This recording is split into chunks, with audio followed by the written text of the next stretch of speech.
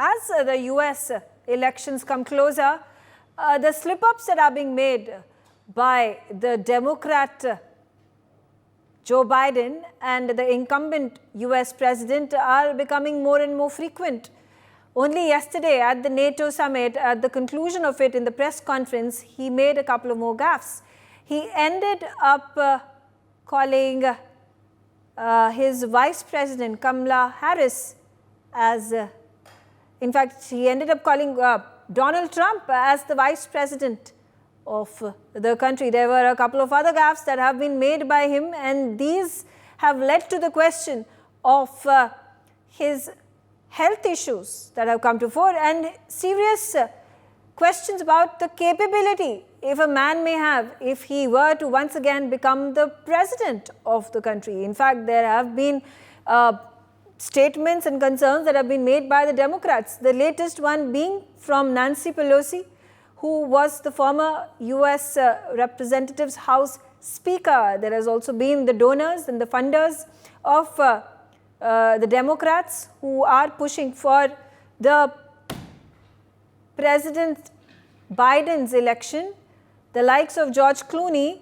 who have now raised questions and said that he is not likely to fund the election, fund the campaigning any longer. So, amidst all this cacophony that is happening and the questions that are being raised, it's a serious matter. And let's quickly take a look at what Biden has been doing in the course of the last 3 weeks. And now I want to hand it over to the president of Ukraine, who has as much courage as he has determination. Ladies and gentlemen, President Putin.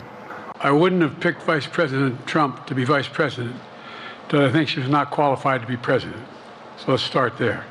By the way, I'm proud to be, as I said, the first vice president, first black woman to serve with a black president.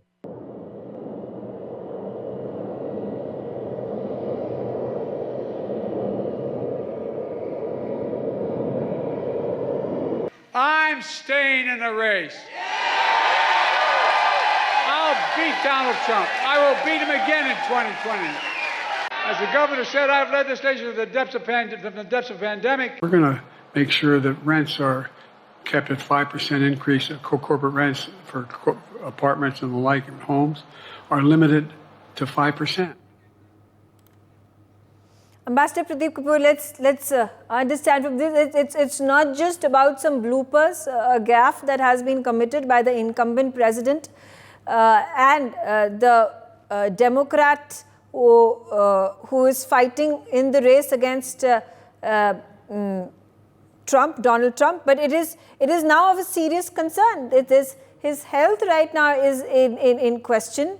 The Democrats are seriously thinking that he needs to step down and there needs to be a more capable and a credible person who needs to take his place to fight the elections against the Republicans. How did America get into this mess? Megha, thank you for that.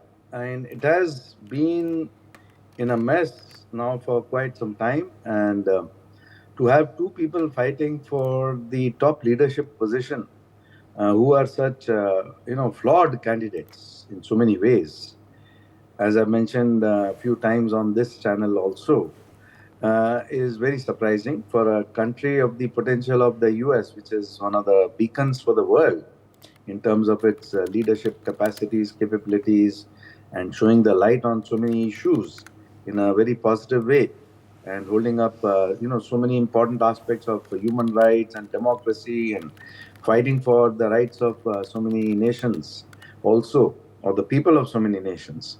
To be in this mess is very sad. It's very tragic. I happen to be just next door to the convention where the NATO convention was being held, convention center where the NATO convention was being held at the same time. And a large number of blocks had been cordoned off because there were very many world leaders present in Washington, D.C. And as I was commuting on the way to my work, I saw that everybody was very stressed and tense about everything. All the policemen, there were very large police presence. Streets had been blocked off. There was, a lot of slow movement of traffic. It took me a long time to drive through. On the way back, after the gaffes had been made by Biden in terms of, saying that President Putin and Vice President Trump and a couple of other misstatements like that, Commander-in-Chief, he said, I take the advice of the Commander-in-Chief when he himself is the Commander-in-Chief. So on the way back, I noticed that the policemen were all relaxed and laughing and joking. I had not tuned into the news. I didn't know what had happened so suddenly that from a situation which had been so tense, suddenly the policemen who are on duty are, gossiping and chatting and laughing and seemed very relaxed. So then I tuned into the news and I realized that this had happened. This is a continuing series of problems. What I had been noticing in the media here in Washington, D.C. was that earlier it was a very minuscule media which was favoring Trump that had been pointing out these gaps, whereas a majority of the media which favors the Democrats and favors Biden, which is, I would say, almost about 90% of the media, the main media, important media of USA, had been covering up these gaps to a very great extent, had been portraying Biden in a very positive light. But what is now happening, if I open up any newspaper, any other channel, any other discussion, which is Democrat-leaning, media house or a Democrat-favoring newspaper, I see that these gaffes are being put out as the top news of the day in all the media which is favoring Biden otherwise, which is favoring the Democrats. Absolutely. So this also goes on to show that, unfortunate for Joe Biden and, of course, health concerns. There are questions being raised as to why he's not taking the cognitive test. There have been recommendations that have been made. There are at this point in time murmurs that he may have dementia. And amidst all of this, there are also political lobbies within the Democrats, because they are going to be eyeing that position of the race that is being fought between Trump and Biden, and they would want themselves to be seen over there. So there is going to be internal politics within the Democrats as well, and it's up for grabs who's going to take that position and get the opportunity to perhaps become the next president of United States of America. Professor Madhav Nalapat, calling yourself the first black woman president, or misnaming your vice president as Donald Trump, it's a contest. It's an election that has been, if I'd say before the elections take place in November, it has been handed over on a platter to Donald Trump. You're quite right, Megha, because today the Biden campaign is more focused on fighting these stories about his gaffes and his slip-ups and his other faculties, rather than going after President Trump, who, as has been pointed out by the ambassador, he has problems of his own where his personality is concerned. There's no question that you're right. Now, frankly, the honorable thing for Biden to do would be to hand over the baton to Vice President Harris. She's been a very loyal vice president to him, and she has served him very loyally. To this day, she continues to defend him stoutly, even though I would say the majority of our party disagrees with her. So I think handing over the baton to her would be a natural and very gracious gesture for Biden to make before a situation is brought about in which he is basically forced to quit. And the worst case scenario for Democrats will be a convention of a floor battle, whether it's in, as Ambassador Kapoor knows, Chicago or other places.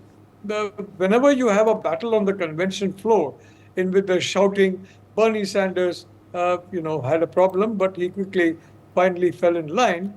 But the reality of the situation is that, and of course, that kind of an issue damages the Democrats.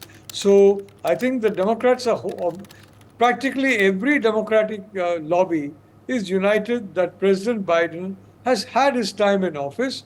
It's now time for him to go. I mean, the Sunday Guardian wrote long back that Biden would do well to say that he's a one-term president. If he does that, and if he hands over the baton to Kamala Harris, in my view, Kamala Harris will be chosen as the presidential nominee by acclamation in the convention. it's going to be very difficult to challenge her. She's the natural successor to President Biden. And she's not only got of African descent, she's also of Indian descent. Yes. Don't forget that. And she was brought up by her Indian mother. So I think it would be very difficult for any Democrat to challenge Kamala Harris in a convention, Okay. which is one of the leading contenders for the nomination, such as the governors of states such as California, Governor Newsom, and others. They are basically saying, if it's Kamala Harris, we will back her. So I think that would be the gracious thing to do. Whether Biden will do it or not, I don't know. But I think his time is running out. Do you also feel, when Nancy Pelosi, who was just 2 days ago saying that all is hunky-dory and the health of the incumbent president is up to date, it's fine, he's in top form, and suddenly in the last 24 hours, she comes in and raises concern. Nancy Pelosi has since changed her stand, and she has said that I leave the decision to President Biden. She is no longer supporting President Biden. She herself gave an example to President Biden, in a way, by stepping down as Speaker of the House when she need not have. She could have clung on and said she'd want another term. But she is now the Speaker Emerita, a very honorable position in the in U.S. politics, and she was very gracious in stepping down as Speaker when she felt her time was over. I think Biden could learn from Nancy Pelosi about being gracious, and George Clooney. George Clooney is not just another actor. He's a very big influence in the Democratic Party, a very big influence, a very big fundraiser, and frankly has made it very clear he will not support Joe Biden. Okay. All right. Ambassador Pradeep Kapoor, now, how do the state of affairs in America look like? Again, like I said, has this, battle already been won by Trump? And what is the opinion of people on the streets? Well, the position is as follows, Megha. The battle has not been won at all. Currently, Trump is running ahead of Biden. But Trump is not running ahead of Kamala Harris, for example. Kamala Harris is ahead of Trump in the polls. Now, there was a speech which was made by Kamala Harris yesterday at one of the fundraisers. And that was quite presidential. If you hear the speech, she is now coming out on her own as a very good person, as a very strong leader. Earlier, she had been, keeping herself under wraps, not blossoming absolutely in the full potential which she has. And if you remember, Megha, I was one of the first few discussants, or probably the first discussant on your channel, to support Kamala Harris as the vice presidential candidate. Whereas a lot of people all over the world, in the US and India and elsewhere, were very skeptical, particularly the Indian diaspora. They were mentioning that she's a very hesitant Indian origin person. So I said, well, that is not right, because the way she has been brought up by her mother and the trauma that she must have faced on going with a African father to Tamil Nadu, where Brahmin parents would have probably been very hesitant to let them enter the house initially. So those sort of difficulties that she would have faced in her childhood would have played upon her mind for a long time. Yeah. But she's her own person. She's Kamala Devi Harris. Now, about Biden, George Stephanopoulos, who took the interview, which was supposed to make him stage a comeback, has also now stated just yesterday or today that Biden should go. So there are a lot of people who are, Nancy Pelosi, who's a great follower of Mahatma Gandhi. When I was visiting her in her office, along with the foreign secretary at one stage, she showed us the statue of Mahatma Gandhi in her office. She showed us the books on Mahatma Gandhi, which filled up a very significant portion of her bookcase in her own office. So she, as Professor Nalapat very rightly said, she walked out in a very dignified and graceful manner. And it is Obama has also now become very hesitant about making one statement in support of Biden openly. Yeah. He has stopped doing that. He was saying that till last week. Since 1 week now, he has been absolutely silent. and he has not made a single statement in support of Biden. So this, So all this support- reflects that there are indications that the Democrats are now ready to remove Biden from his place and replace him perhaps with Kamala Harris, or is there going to be another candidate? But when Biden did become the president in the last term, when he won the election, there were murmurs that were already appearing and resonating that he is a one-term president, and the baton is going to be taken over by Kamala Harris.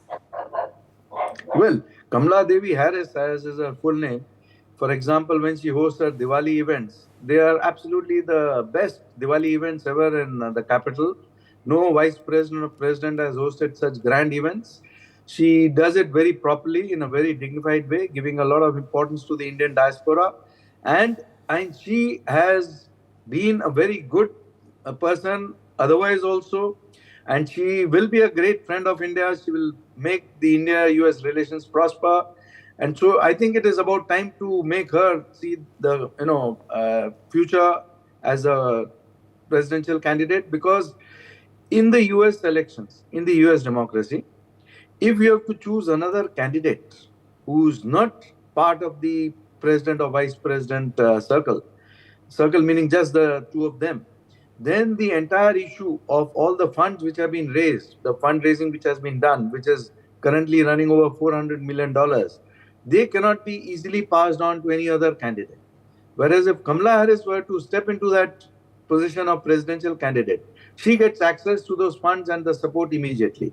So also technically, it makes it a lot easier for the Democrat Party to understand that this is a good candidate for the future. And we have to now think about, if she is going to be the presidential candidate, who's going to be her running mate. Okay. So they have to move on to that discussion, because currently, as Professor Nalapat also said, the discussion is totally distracted. If I'm a Democrat voter, I'm going to get very frustrated as to, is this the team that I'm going to vote for? Thank you, Megha. Yeah. Professor Nalapat, I think the world was also perplexed, because when Biden, who's 81 years of age, and Trump, who is 78 years of age, are the two main contenders, and they got, they are so popular in their pockets on the Republican side that they defeated every single one of the candidates who were fighting within the parties to be the presidential contenders.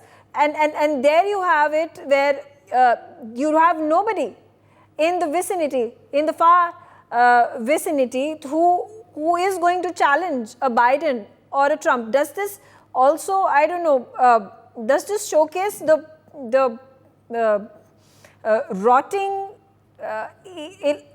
electoral process that United States faces? No, Megha, it does not. For a simple reason that Donald Trump may be 78 years old, but the man is immensely popular with the Republican base. At the same time, he's deeply unpopular with around 40% of the American people. I mean, if you were a US citizen and you were to stand for president and be the only candidate against Trump, you would immediately get 40% of the vote. They wouldn't care that it's Megha Sharma. They wouldn't care if it is anybody, so long as it's not Donald Trump. 40% of the vote will immediately come to you. That's the extent of hatred that Trump excites among 40%. Yeah. But that's not enough. You need 50% plus one to win, and that's not enough. So quite frankly, Kamala Harris would be a natural choice. If Biden nominates her, he will preserve his dignity. He will leave with his dignity intact. And if, in my view, she'll be a formidable candidate. Senator Harris, if I recall, 2017, 2021, in congressional hearings, she was merciless on the Republicans. Merciless. On several hearings, she was absolutely merciless on those who she quizzed, several officials. And from that point of view, she's a formidable individual. Okay. As Mr. Kapoor correctly says, the Trump White House has sought to keep her from being publicly prominent because they're aware of her strengths. If she were to come out in the open and be free again, the old Kamala Harris, the Senator Harris, as now presidential nominee, should be a formidable candidate. And Trump That is why Donald Trump desperately wants Joe Biden as a candidate, and that's why he's tamped down his attacks on Joe Biden significantly, as has the rest of the Republican Party. They're leaving the Democrats to challenge Biden, and they're keeping quiet because they want him as the candidate. Okay, but like you said, it will be respectful and it will be a dignified exit if Joe Biden were to bow out of the race now. But do you think this decision could have been made many months before and saved him the embarrassment that he is facing today? Megha, you're totally right. Yeah, it should have happened right at the beginning of his term. He should have announced that. But the reality is, I think, from what I understand, some of his close family members are very insistent that he should continue for a second term. I'm not going to name them, but I know that at least two very close family members are insistent that he should campaign and contest. As far as Biden is concerned, he's a very sincere, a very good-hearted man. But he's very close to some of his family members. And that is possibly why he's resisted so far. The longer he resists, the more damage he does to the Democratic Party, and the more damage he does to somebody who's inevitably going to take his place. Biden, Megha, is toast. He is not going to be the Democratic candidate in the 2024 polls. If not this month, by the middle of next month, he'll be gone. Yeah. It's far better to leave with dignity than to be pushed out unceremoniously. And that is, unfortunately, that is the route to which he's being taken. Okay. Megha. Okay, let's also delve into the the health aspect, which seems like it is deteriorating at a very fast pace for Joe Biden. Dr. P.S.V. Rao, if you may have observed Joe Biden and his public appearances and press conferences and interviews that he has given, there have been a number of questions being raised about his mental health particularly. There are questions being raised about whether the man is suffering from early stages of dementia. There have also been, questions being raised as to why is the president not taking the cognitive test. Now, how do we come to the conclusion, and when should be the right time that an individual of a certain age needs to follow these routine tests to ensure that he's at the he's at the prime of his health? Good evening, Megha, and to all the panelists and viewers. See, different people age differently. These are health issues depending on how you use your body and your mind. The body has, the human body and any animal body are very good at allocating resources. So if you don't use a part of your body, then the allocation is immediately reduced. This is why we find that if a person is in bed for a few days, he becomes very weak. This is also seen in people in space flights. It is the same thing with the mind. Now, if you are compulsorily retired and you stop using your intellectual powers, you very rapidly deteriorate. But at the same time, you see people who are intellectually and physically very fit even at the age of 100. So, we can't have a standard a retirement age for all. So, how do we decide in this specific case? So, each specific case we have to specifically decide. Now, as far as Biden is concerned, I think there are just, it is not one occasion, two occasions, there are multiple occasions where he has been stumbling, he has been found physically unstable, and where he has made gaffes and various mistakes, and his memory is also sometimes very cloudy. So, running any institution or any organization is a very demanding task, mentally and physically. But if you're talking about America, it is a complete extreme. It's a huge responsibility because America is a global superpower. It is involved with too many things. You need to be very physically and mentally fit.